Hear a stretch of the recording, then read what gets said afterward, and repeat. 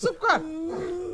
আম্মা আম্মা আম্মা, আমার মাথায় তো কিছুই থাকতেছে না, মনে থাকতেছে না কিছু।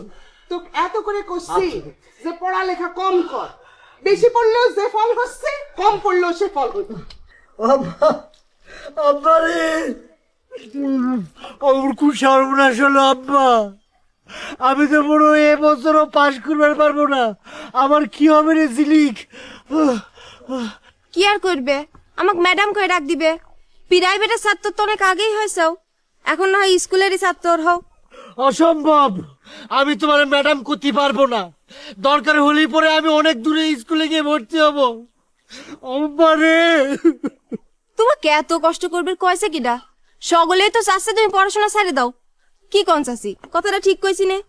দেখিস আম্মা, এখন আমি বুঝবার পারিছি কি জন্য আমি পড়তে পড়তে অজ্ঞান হয়ে যাচ্ছি। এই জিলিকা আমারে বরদোয়া দিয়েছে, ওরা আমার চোখের সামনে থেকে জাতি কম। চাচি, আপনার ছোট গাদা কন, আমার বড়দোয়া যখন এতই লাগা শুরু করেছে, তাহলে আবার এত বেশি করে পড়াশোনা আরম্ভ না করতে, তাহলে পাগলও হয়ে যাবে এবারে।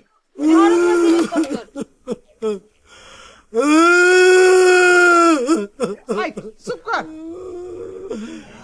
আমার নতুন বই কিনতে হবে। আমার এই বই আর পড়বো না।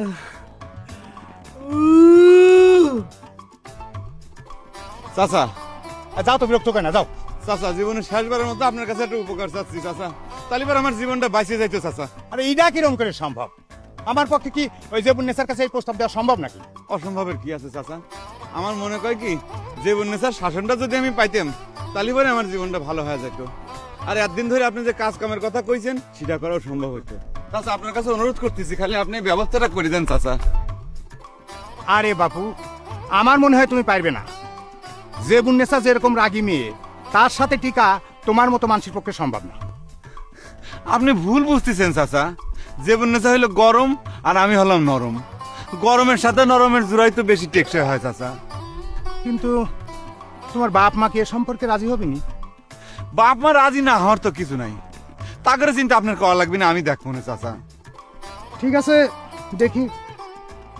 কিন্তু আমি করলে তোমাকে কোনো কথা দিতে পারলাম না।